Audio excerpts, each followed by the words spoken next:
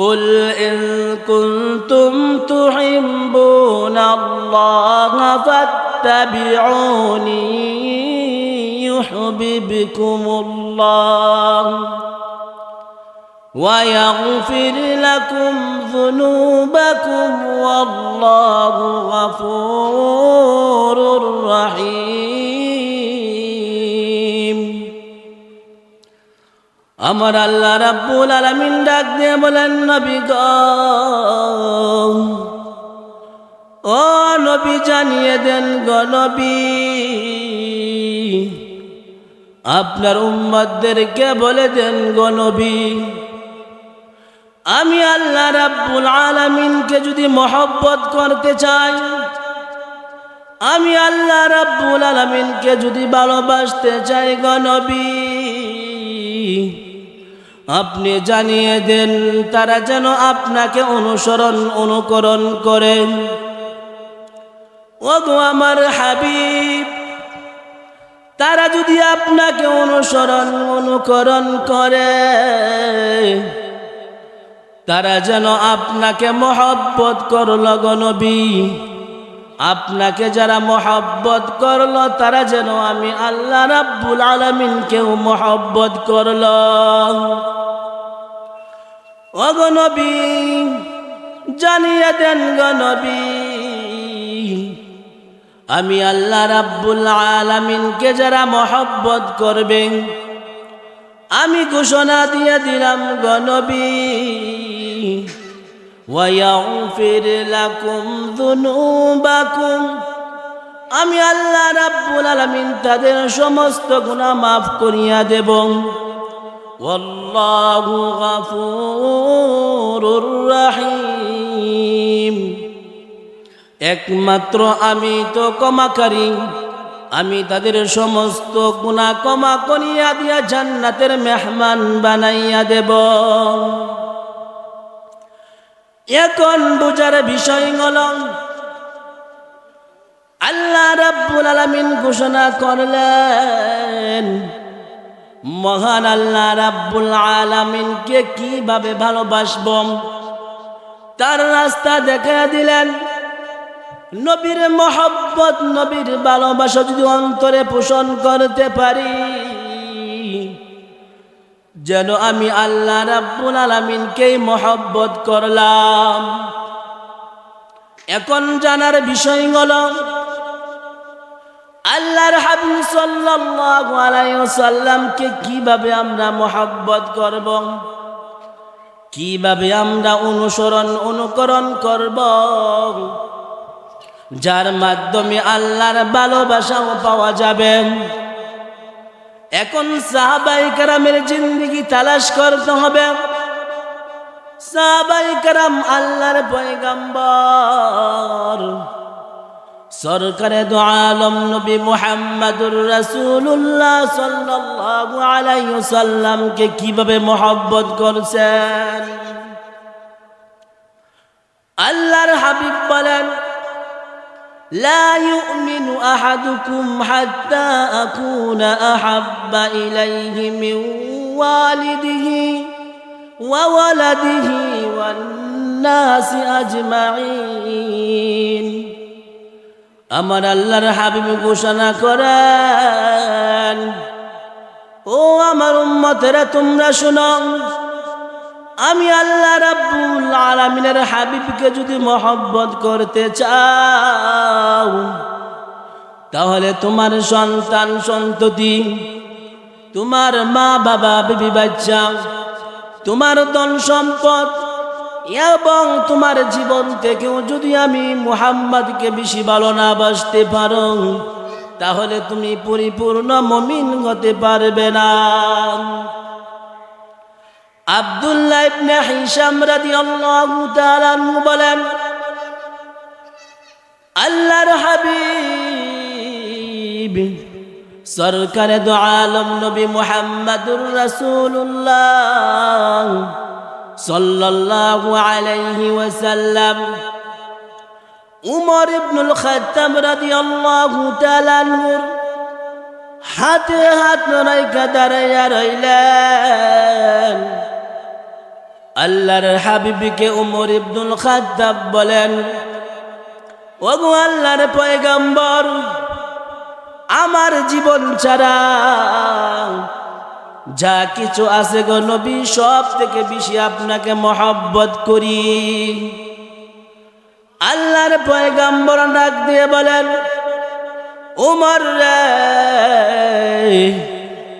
যে প্রভুর হাতে আমার জীবন, তার কসম কে বলি রে উমর, যতক্ষণ না পর্যন্ত তোমার জীবন থেকে আমাকে বেশি মহব্বত না করবা, ততক্ষণ পর্যন্ত তুমি পরিপূর্ণ মুমিন হতে পারবা না। আল্লাহর পয়গম্বরের সাহাবী হযরত উমর ইবনুল খাত্তাব ডাক দিয়ে বলে, নবী গো, আমি এখন আপনাকে আমার জীবন থেকেও বেশি মহব্বত করি। আমার আল্লাহর হাবিব ডাক দিয়ে বলে, উমর রে, তুমি এখন পরিপূর্ণ মুমিন হতে পেরেছ, পরিপূর্ণ ইমানদার হতে পেরেছ। নবীকে মহব্বত করতে হলে নিজের জীবন থেকে বেশি মহব্বত করতে হবে। নবীকে ভালোবাসলেন নিজের জানের থেকে বেশি মহব্বত করতে হবে। নিজের জীবন চলে যাবে, চলে যাক, তাতে কোনো দুঃখ নাই, কিন্তু আমার মন থেকে, আমার অন্তর থেকে নবীর ভালোবাসা যেন দূরে সরে না যায়।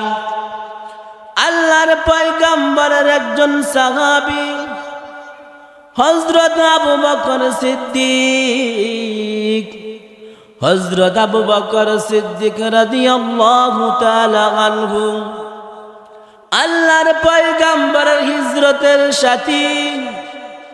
আল্লাহর পয়গম্বর যখন মক্কা থেকে মদিনায় হিজরত করে, সওয়ার গুহার কাছে যখন আসলো, আল্লাহর পয়গম্বর ডাক দিয়ে বলে, আবু বকর রে, ও আবু বকর, আমি বড় ক্লান্ত হয়ে গেছি আবু বকর, আমার একটু বিশ্রামের প্রয়োজন রে আবু বকর। এই কথা বইলা যখন আল্লাহর নবী সওয়ার গুহার ভিতরে ঢুকলেন, আমার নবী ক্লান্ত নবী হযরত আবু বকর রাদিয়াল্লাহু তাআলা আনহু কুলের উপর আল্লাহর পয়গম্বর মাথা রেখে ঘুমাইয়া গেলেন। হযরত আবু বকর সিদ্দিক রাদিয়াল্লাহু তাআলা আনহু দেখেন, এই সওয়ার গুহার ভিতরে অনেকগুলো গর্ত দেখা যায়। আল্লাহর পয়গম্বরের সাহাবী মনে মনে চিন্তা করলেন, ওই গুহার ভিতরে অনেকগুলো গর্ত দেখা যায়, ওই গর্তের ভিতরে সাপ বিচ্ছু থাকার আশঙ্কা আছে। এই কথা ভাইবাম আল্লাহর পয়গম্বরের সাহাবী হযরত আবু বকর রাদিয়াল্লাহু তাআলা আনহু সমস্ত গর্তের মুখ কাপড় দিয়া বন্ধ করিয়া দিলেন। তখন একটি গর্তের মুখ ঢাকার জন্য তার হাতে কোনো কাপড় নাই, সব কাপড় শেষ হয়ে গিয়েছে। মনে মনে চিন্তা করলেন, যে কাপড় ছিল সেই কাপড় দিয়ে তো সমস্ত গর্তের মুখ ঢেকে দিয়েছি, কিন্তু একটি গর্তের মুখ ঢাকার বাকি আছে, এইটা কি দিয়ে ডাকব? এই কথা ভাববাম আল্লাহর পয়গম্বরের সাহাবী হযরত আবু বকর সিদ্দিক রাদিয়াল্লাহু তাআলা আনহু তার হাত দিয়া ওই গর্তের মুখটা ঢেকে রাখলেন। আল্লাহর কি কালাম বুঝা বড় মুশকিল। ওই গর্তের ভিতরে একটি বিষাক্ত সাপ। ওই সাপ যখন গর্তের ভিতর থেকে বাহির হওয়ার চেষ্টা করলো, আল্লাহর পয়গম্বরের সাহাবী হাত দিয়া রাখলেন, এই হাতের কারণে বাহির হইতে পারে না। বাহির না হইয়া আল্লাহর পয়গম্বরের সাহাবী হযরত আবু বকর রাদিয়াল্লাহু তাআলা আনহুর হাতের মধ্যে দংশন করলেন। একের পর এক দংশন করতে লাগলেন। হযরত আবু বকর বেতাই অস্থির হয়ে কান্না করতে শুরু করিয়া দিলেন। আল্লাহর পয়গম্বরের সাহাবীর কান্নার আওয়াজে আল্লাহর হাবিব সাল্লাল্লাহু আলাইহি ওয়াসাল্লামের ঘুম ভেঙে গেল। আল্লাহর হাবিব ডাক দিয়ে বলে, আবু বকর, ও আবু বকর, তুমি কেন কান্দরে বলো? আল্লাহর পয়গম্বরের সাহাবী ডাক দিয়ে বলে, আল্লাহর রাসূল, ওই যে দেখা যায় এই গুহার ভিতরে অনেকগুলো গর্ত গো রাসূল। সমস্ত গর্তের মুখ আমি কাপড় দিয়ে ঢেকে দিলাম, কিন্তু একটি গর্তের মুখের জন্য কাপড় নেই, এই জন্য আমি হাত দিয়ে ঢেকে রাখলাম। ওগো আল্লাহর পয়গম্বর, ওই গর্তের ভিতরে সাপে আমাকে দংশন করছে, বেতার আমি সহ্য করতে পারতেছি না গো রাসূল, এই জন্যই আমি কান্নাকাটি করতেছি। আল্লাহর পয়গম্বর বলেন, ও আবু বকর, তুমি কেন আমাকে ডাকলে না রে, বলো বলো। আল্লাহর পয়গম্বরের সাহাবী বলে, ওগো আল্লাহর হাবিব, আপনি অনেক ক্লান্ত হইয়া ঘুমাইলেন, আমি যদি আপনাকে জাগাই গো নবী, আপনার বড় কষ্ট হবে, এই জন্য চিন্তা করলাম আমার জীবন চলে যায় যাক। ওগো আল্লাহর হাবিব, আমি আপনাকে কোনোদিন কষ্ট দিতে পারবো না। আল্লাহর পয়গম্বরের সাহাবী প্রত্যেকটা সাহাবায়ে কেরাম আল্লাহর হাবিব সাল্লাল্লাহু আলাইহি ওয়াসাল্লামকে তার জীবন থেকে বেশি মহব্বত করতেন। নিজের জীবনের কোনো মায়া করতেন না, নিজের জীবনের কোনো মহব্বত করতেন না। আমার জীবন চলে যাক, যেন রাসূলের মহব্বত আমার অন্তর থেকে না যায়। জীবন দিয়ে দিব, মা বাবার মহব্বত অন্তর থেকে তাড়াইয়া দেব, কিন্তু রাসূলের মহব্বত অন্তর থেকে সরাইতে পারব না। আল্লাহর পয়গম্বরের আরেকজন সাহাবী হযরত আবু হুরায়রা রাদিয়াল্লাহু তাআলা আনহু, আল্লাহর পয়গম্বরের সাহাবী আল্লাহর হাবিব সাল্লাল্লাহু আলাইহি ওয়াসাল্লামের হাতে হাত রাইখা ইসলাম গ্রহণ করলেন। হযরত আবু হুরায়রা আল্লাহর পয়গম্বরের কাছে আইসা সব সময় বৈশা থাকে। আবু হুরায়রার মা যখন জানতে পারল, জিজ্ঞাসা করলো, আবু হুরায়রা, তুমি কোথায় যাও গো আবু হুরায়রা, বলো। আল্লাহর পয়গম্বরের সাহাবী ডাক দিয়ে বলে, মা, আমি মুহাম্মাদের হাতে হাত রাইখা ইসলাম গ্রহণ করেছি গো মা, আমার হাবিবের কাছে আমি গিয়া বৈশা থাকি। হযরত আবু হুরায়রার মা ডাক দিয়ে বলেন, ও আবু হুরায়রা, তুমি মুহাম্মাদের দরবারে যেও না রে বাবা, কারণ মুহাম্মদ আমার দরবারের বিরুদ্ধে কথা বলে রে আবু হুরায়রা। এই কারণে তুমি মুহাম্মাদের দরবারে যাইবা না। মুহাম্মদ আমাদের মূর্তির বিরুদ্ধে কথা বলে, এই জন্য তোমাকে বারণ করে রে আবু হুরায়রা, তুমি মুহাম্মাদের কাছে যেও না। কিন্তু আল্লাহর পয়গম্বরের সাহাবী ডাক দিয়ে বলে, ও মা, তোমাকে না দেখে থাকতে পারবো গো মা, কিন্তু আল্লাহর হাবিব সাল্লাল্লাহু আলাইহি ওয়াসাল্লামের চেহারা না দেখে থাকতে পারবো না।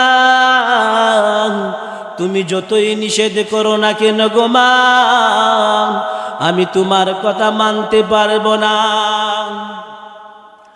একদিন আল্লাহর পয়গম্বর রাসূল আকরাম সাল্লাল্লাহু আলাইহি ওয়াসাল্লামের কাছে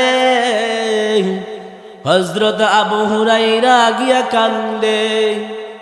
আল্লাহর পয়গম্বর জিজ্ঞাসা করে, ও আবু হুরায়রা, কেন কান্দো বলো, কি হয়েছে? হযরত আবু হুরায়রা ডাক দিয়ে বলে, আল্লাহর পয়গম্বর, আমার মা আমাকে মারছে। কিসের জন্য তোমার মা তোমাকে মারলো বলো? হযরত আবু হুরায়রা ডাক দিয়ে বলে, আল্লাহর পয়গম্বর, আমি আপনার কাছে আসি বলে আমার মা আমাকে মারলো। আল্লাহর হাবিব বলেন, আবু হুরায়রা, আমি কি করতে পারি বলো? আমি তো এটাও বলতে পারবো না। তোমার মা তোমাকে মারছে, তোমার মাকেও তুমি আঘাত করো। তখন আবু হুরায়রা ডাক দিয়ে বলে, নবী গো, মারার কথা বলার দরকার নাই, কিন্তু একটু দোয়া করে দেন গো নবী। যে মহান আল্লাহ রাব্বুল আলামিন আমাকে হেদায়েত দিয়ে দিয়েছে, সে আল্লাহ রাব্বুল আলামিন যেন আমার মাকেও হেদায়েত দিয়া দেয়। দোয়া করুন গো নবী। আবু হুরায়রা রাদিয়াল্লাহু তাআলা আনহু যখন বললেন, বলার সাথে সাথে আল্লাহর হাবিব সাল্লাল্লাহু আলাইহি ওয়াসাল্লাম হাত উঠাইলেন। হাত উঠাইতে দেরি হলো, আল্লাহর পয়গম্বরের সাহাবী হযরত আবু হুরায়রা দৌড় দিতে দেরি হলো না, বাড়ির দিকে দৌড়াই। রাস্তার মাঝে যখন সাহাবায়ে কেরামের সঙ্গে সাক্ষাৎ, ডাক দিয়ে বলে, আবু হুরায়রা, তুমি কেন দৌড়তেছো রে বলো? তোমাকে কেউ মারার জন্য কি দৌড়াইতেছি নাকি বলো? হযরত আবু হুরায়রা রাদিয়াল্লাহু তাআলা আনহু ডাক দিয়ে বলে, না না না, আমাকে কেউ মারার জন্য দৌড়াই না, আমি দৌড়তেছি এই জন্যই আল্লাহর হাবিব সাল্লাল্লাহু আলাইহি ওয়াসাল্লামের দুয়ার সঙ্গে আমি প্রতিযোগিতা করতেছি। গিয়া দেখি আমি আগে বাড়িতে পৌঁছতে পারি কিনা। না, আমার আগে আমার হাবিবের দোয়া আমার বাড়িতে পৌঁছে যায়, এই জন্যই দৌড়তেছি। আল্লাহর পয়গম্বরের সাহাবী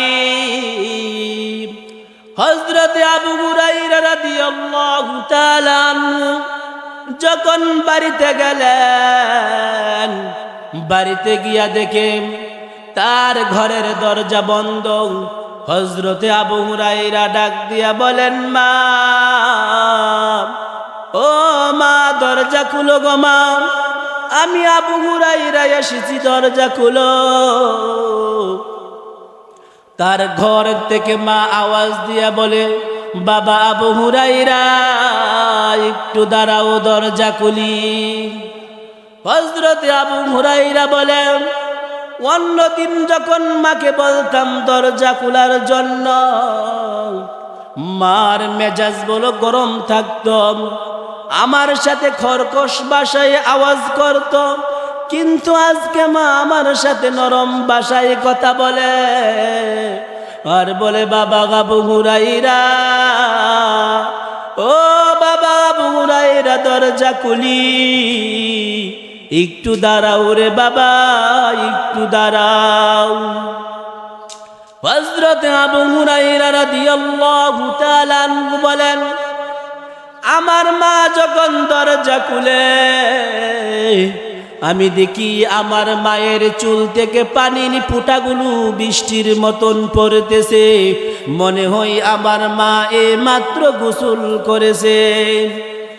আর বলতেছে, বাবা আবু হুরাইরা, আজকে কেন আমার বুকের ভিতরে জ্বলাপোড়া শুরু করে দিল?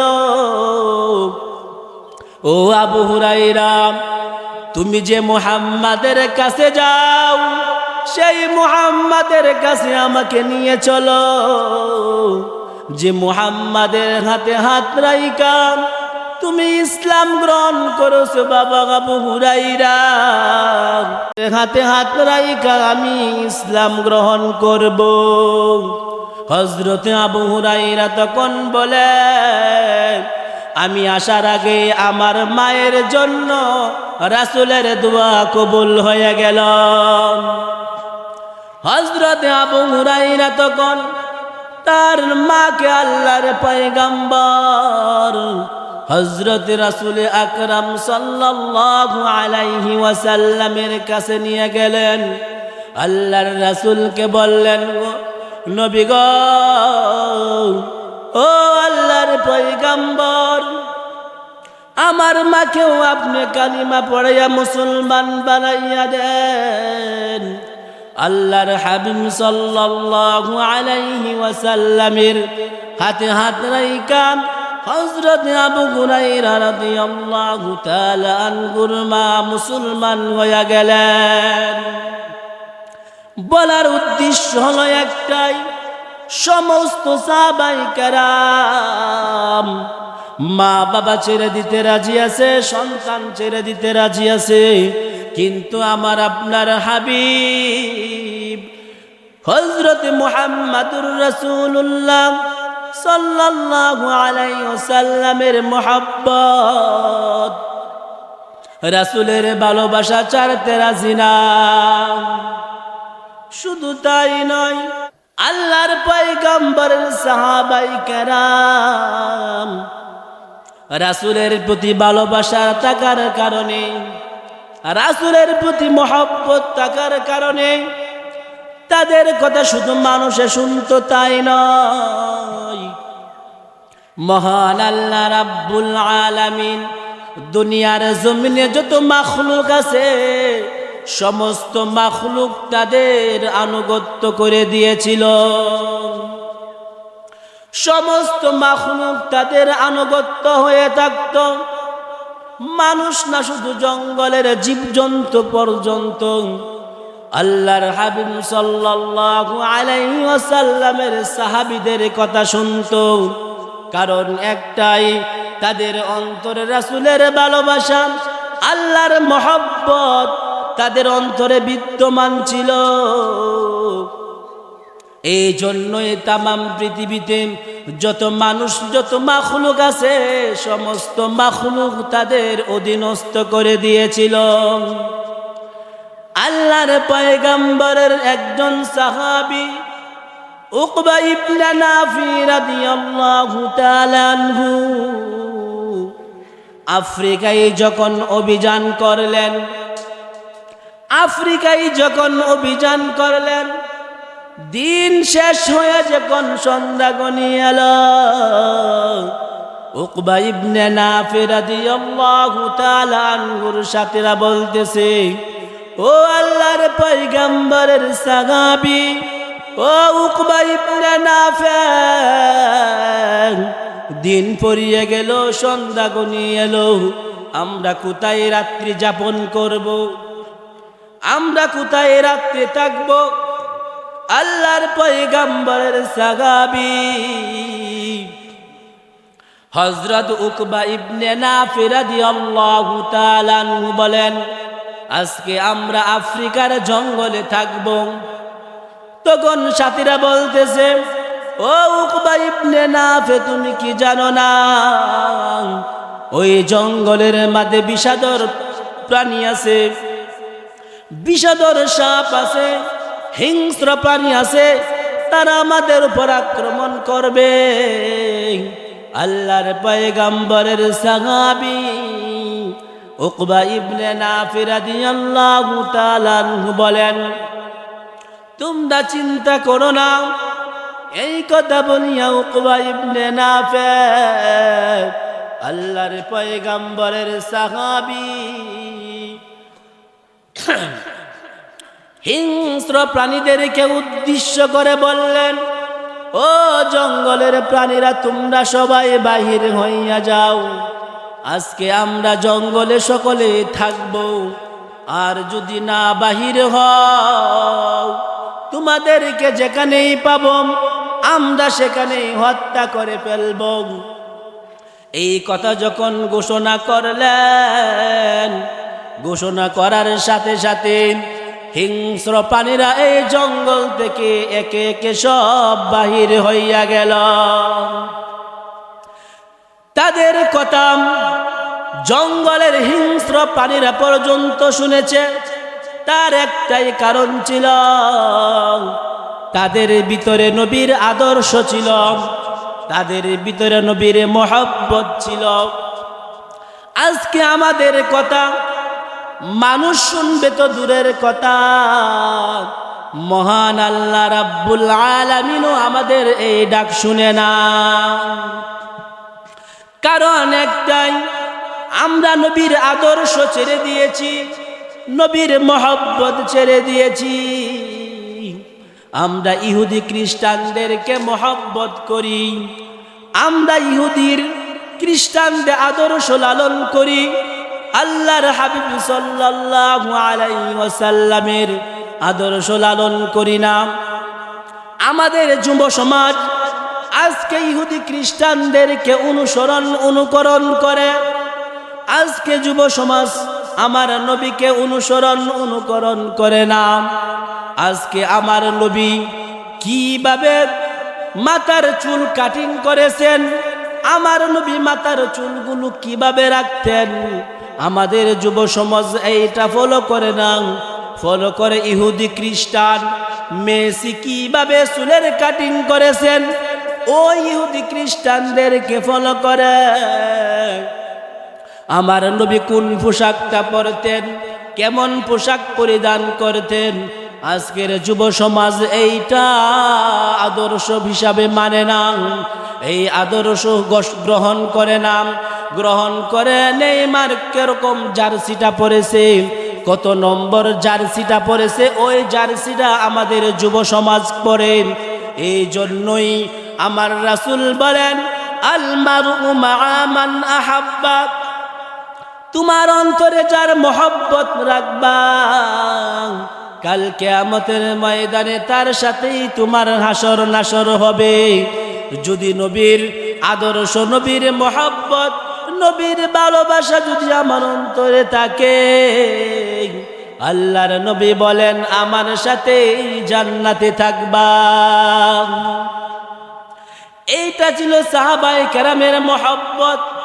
সাহাবায়ে কেরাম নবীকে কিরকম ভালোবাসলো।